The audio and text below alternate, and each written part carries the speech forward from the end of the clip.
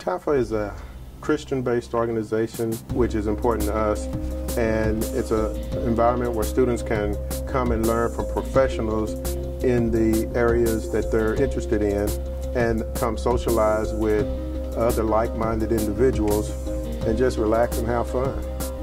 Well, TAFA puts Christ first in everything, and that's how we're supposed to live our lives, and that's what we've taught at home.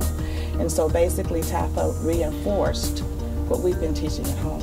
Starting class with prayer, teaching them how to walk.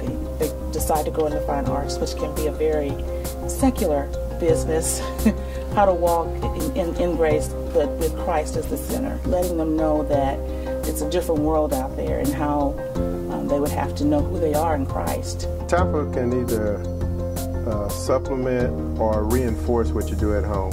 We taught the basics at home, and we use TAFA to expose them to like art, music, dance, the fine arts. So we chose to use it as a supplement to what we were already doing at home.